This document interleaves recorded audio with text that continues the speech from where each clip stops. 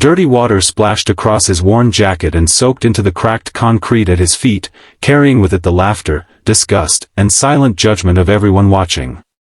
The single father did not flinch. He stood there holding his small daughter's hand, eyes lowered, as if humiliation had become an old, familiar weight he had learned to carry without complaint.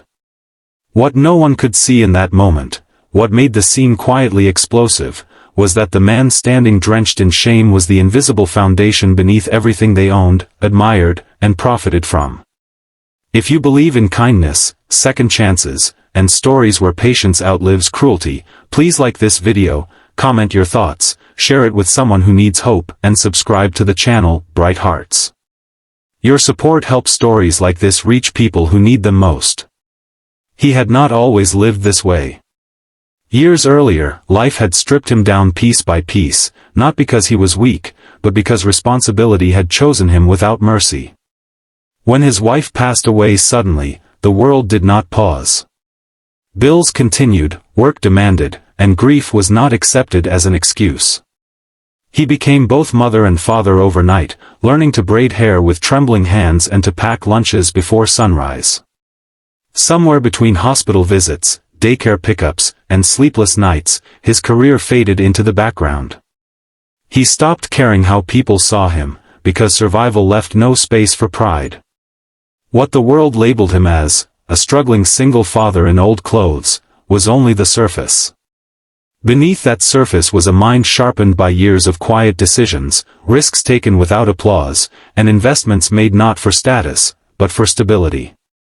He had built something vast, but he had done it silently, away from attention, away from headlines, because he had learned early that visibility attracts cruelty just as much as admiration. That morning, he had come to the corporate plaza for one reason only. The building was cold and towering, a monument to power and hierarchy.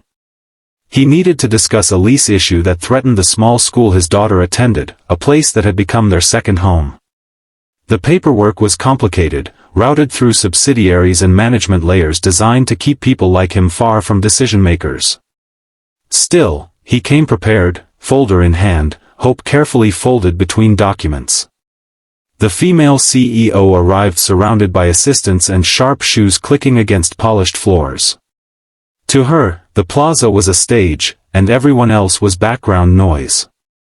When she noticed him standing near the entrance, clothes dusty from the long bus ride, daughter clinging shyly to his side, something inside her hardened. She saw inconvenience, not humanity. She saw a problem she did not want to deal with.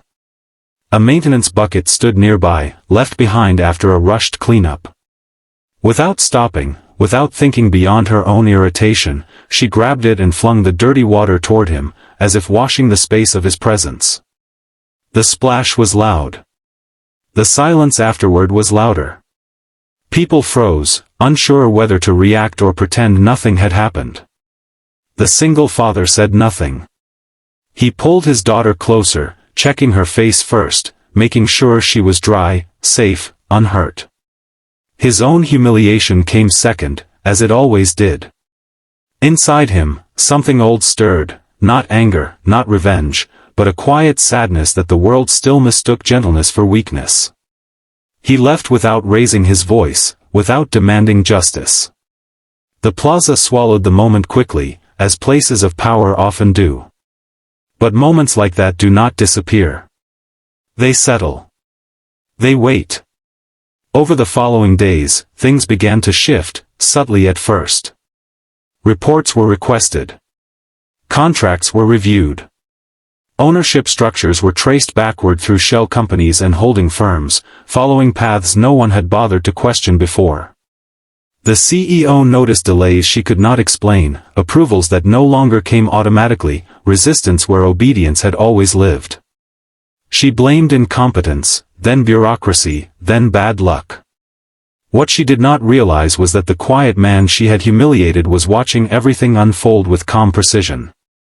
He had built his empire the way he raised his daughter, with patience, protection, and foresight. He owned the land beneath the plaza, the buildings leased to her company, the logistics firm that moved their products, and the digital infrastructure that supported their operations. He had never needed recognition.